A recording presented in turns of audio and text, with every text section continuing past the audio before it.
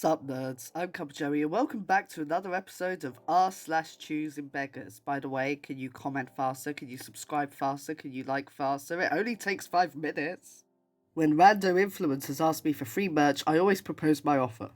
They can buy what they want and I'll give them a coupon code for them to post. If the code is used at least 10 times in 30 days, I will refund their entire purchase plus shipping. No one ever takes me up on it. Wow, it's almost like they're just trying to scam free stuff rather than actually doing an exchange. This shows how much they influence people. I mean, if they were if they truly believed the power of their influence on others, then this would just be like a really easy, yeah, sure, like I can get more than 10 people to like buy your crap. But, it just shows that free exposure, that free advertising, it doesn't really do anything. From a small business that's had it with choosing beggars, cranky fee, $2. And they put a little sad face. I never understood this. I never understood what's the point of being cranky to somebody who's giving you food. Even if you have to wait a little bit. You're getting food and it all looks amazing. Check it out. You got your cheeseburgers, you got your sundaes. Hold on, what's the clam basket? Sorry, I just... What? Sorry. I was just interested in the cranky feet bit, but I just noticed this. What's a clam basket? Is that just a bucket of clams? But I don't understand how you eat clams. Clams aren't really a thing here. And yeah, the clam roll thing's really, really confuses me as well. Is it just open shells in a bucket or what? I would love it if somebody could explain that to me. 7K on anime figures, bargain for $320. Hi, I'm just saying, the title is misleading as this is not a bargain. How could feeble children's toys be worth such a dime?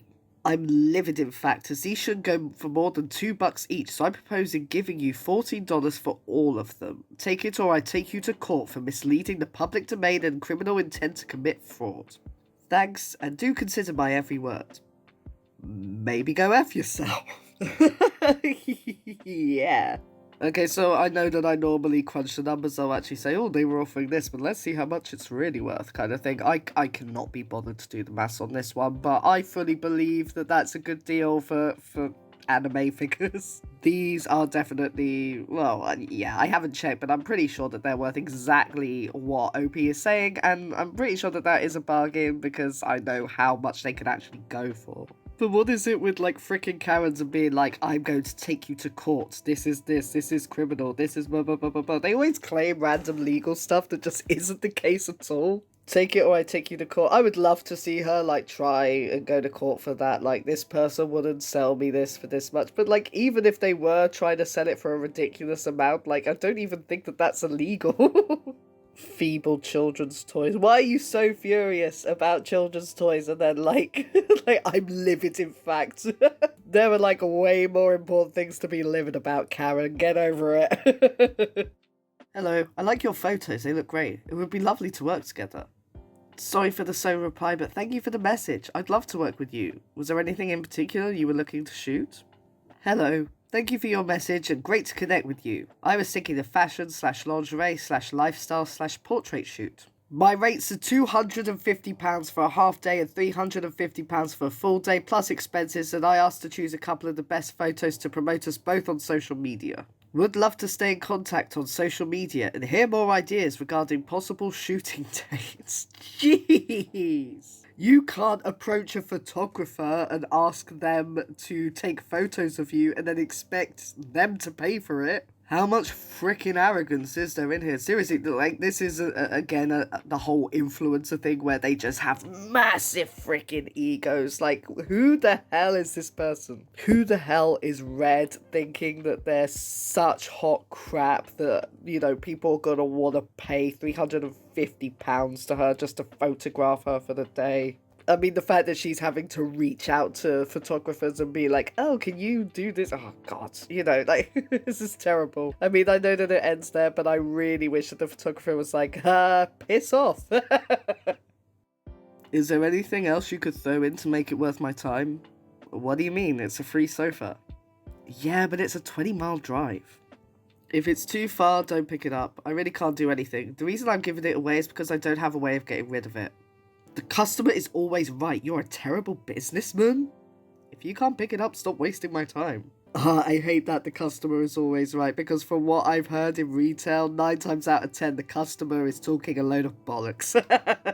That whole, you're a terrible businessman. They're not making any money on it. It's a free sofa. Like, what are they going to get extra out of it? Being a businessman means that you do well for what you're getting. If they're saying you should be giving something else away for free just because I have to drive to you. Like, the whole make it worth my while. The whole point of it's worth your while is you're getting a free sofa. Choosing Beggar doesn't get invited to bachelorette party because she's a downer. She threw a giant fit until the bride finally said, what the hell, you can come. The next day, the bride and all 17 females received this email from Choosing Beggar. Choosing Beggar is not the bride or in the bridal party and was invited out of pity. I can't, and every laughing faces. Vegas rules. Hi all, I'm really excited for our upcoming trip to Vegas. I think it'll be such a good time and we'll all finally get to bond. I know Vegas is known as Sin City, but despite this, I still have to uphold the moral code to our Father inscribed in my heart. Due to this, I have some ground rules that I'd like everyone to follow. These will not only help me remain aligned with the church, but also keep us all out of trouble. 1. Sunday the 12th. I have found an appropriate church and have contacted the pastor there explaining that we're from out of town, but we still like to attend services, Sunday at 7:15 AM. We'll be Ubering to the church. I can't wait to share God with all of you. I think it'll be a nice way to cleanse us of our sins from that week. 2. In the hotel room, no hard liquor. I don't want people getting inebriated and falling from the balcony. Also, as this is my first time being of age and in an environment with prevalent drinking, I don't want to be tempted by these foul drinks. I'm not sure how I'll react to rum or tequila or vodka, and I'd like to test these in more controlled environments. Please stick to light beers and red wines. 3. There will be no sex taking place in our hotel room / anywhere in the suite. As none of us have committed ourselves to husbands yet, there is no need to have premarital sex. 4. Please don't invite random men back to the suite.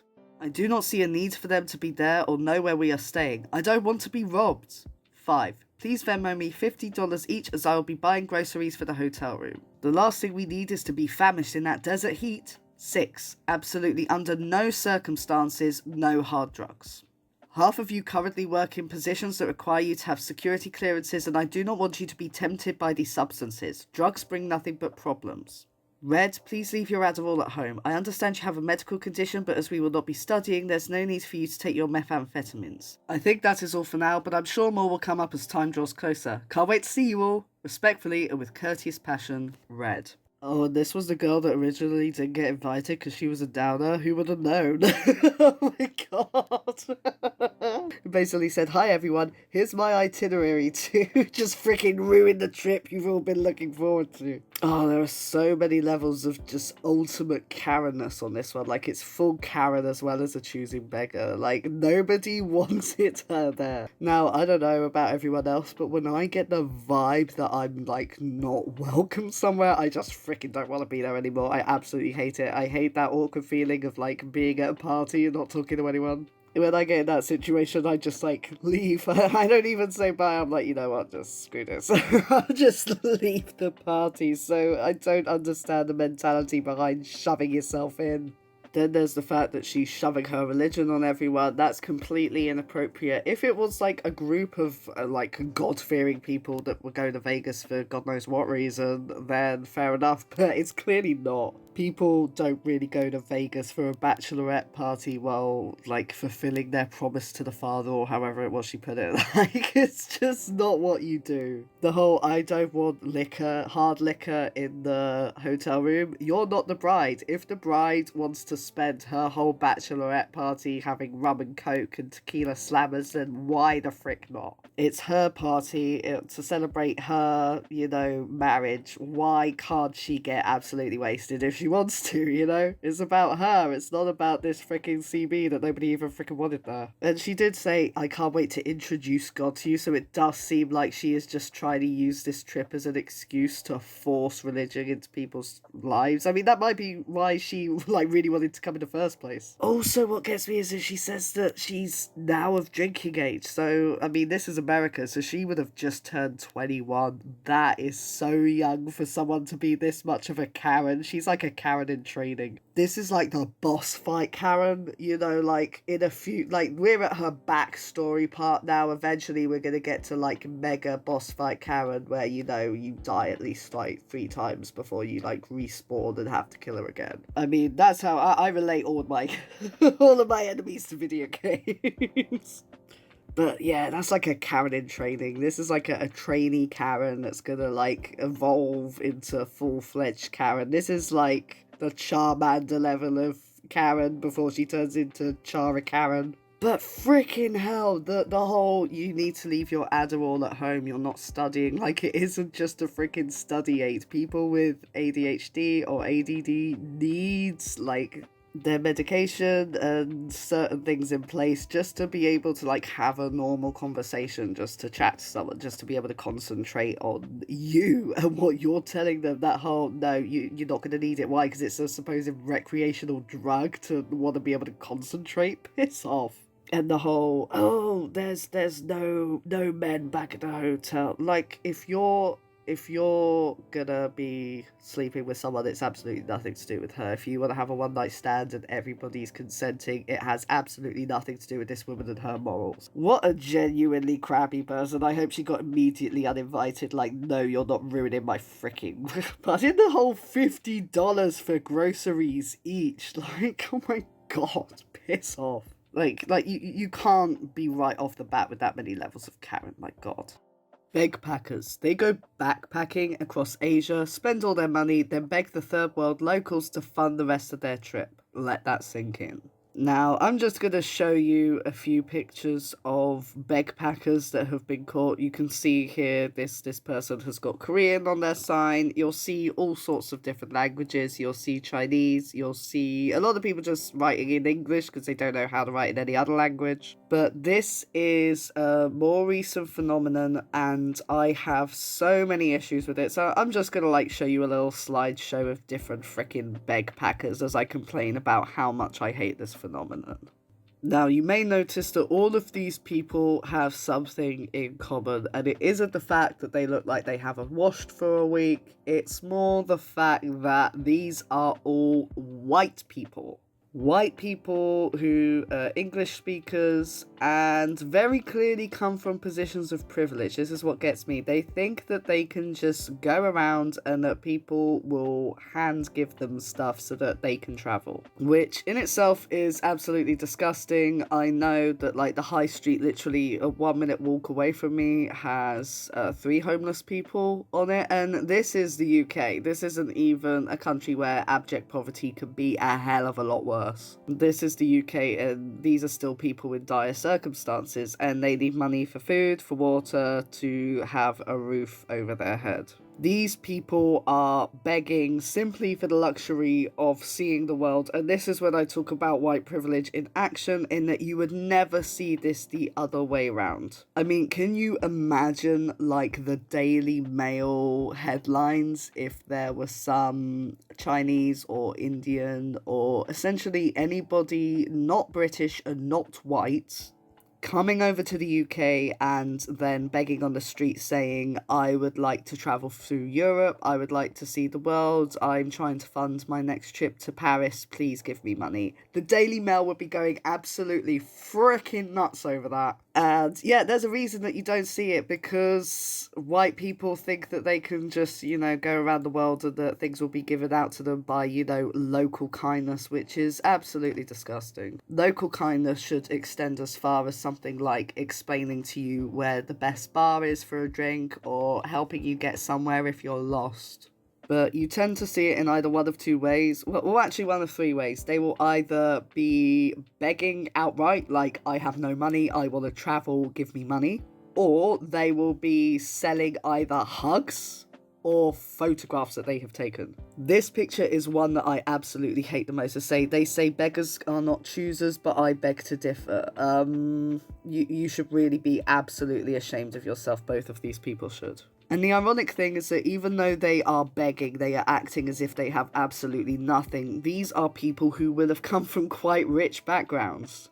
there's a lot of this kind of middle-class hippie vibe going on, which are, hippies that spread love and everybody working together, but they've always had the means to help themselves, and they don't understand what it's like when people are actually in need. So therefore, they don't have an issue with saying, well, why can't you give me something for me to just go around and have fun? Travel is definitely a rich privilege. Travel is only for those that have the means in order to leave their bubble. And for these people to expect, people in very dire positions, and as well, the fact of the matter is that there are going to be people, and I'm saying this as somebody who lived in China for a year myself. I never begged, so, I funded it all myself, but there are going to be people who are going to be giving money literally just because they're white. There are going to be people who are like, oh, look, white people in this country, that's amazing. And then they're going to give money and they're going to take pictures of them. And that's going to then be taking away from local people who are begging, who may need it even more.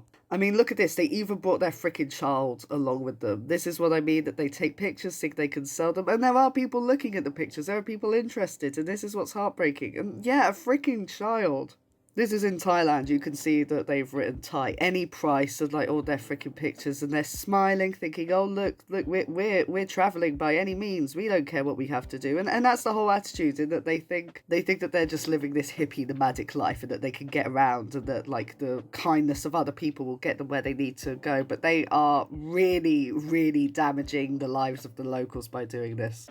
Hello, I'm Sergey, and I'm travelling across Asia for 5 months. Hong Kong is amazing but very expensive, so I have no money to continue my journey. Please help. Yeah, I've been to Hong Kong, and it is expensive, which is why I was there for 3 days. This is just absolutely ridiculous. This idea that the local Hong Kong people should fund this guy, and it's quite funny because there are quite a lot of white people in Hong Kong anyway. So this guy thinking that his foreignness is somehow going to be attractive and gain money is absolutely ridiculous. And yeah, this defiant, sniggering face on the shameless begpacker's face when I report her to police here in Seoul's Jongno 3 Ga. She obviously pretended not to speak a word of English. Such an old trick, and then police don't know what to do. Calling immigration would be a good start. Yes, absolutely, send these people home. They are not contributing anything. When you travel to a country, you should be contributing to the local economy. You are not bringing anything if you are expecting them to pay for you.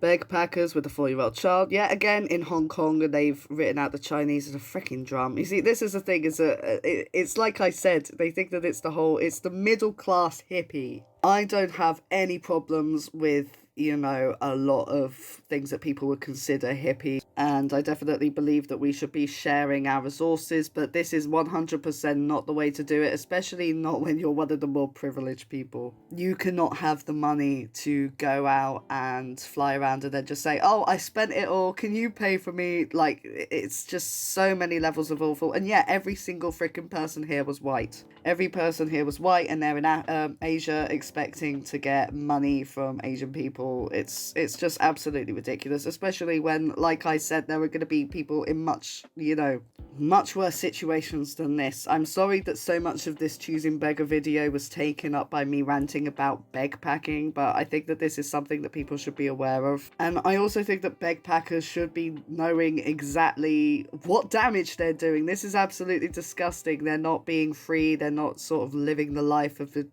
dream life that they want through the kindness of others. They are using their privilege, their class privilege, and their skin color in order to take money from people who really need it to have a luxurious life. It's absolutely disgusting. I think everything about it is despicable, and I absolutely hate it.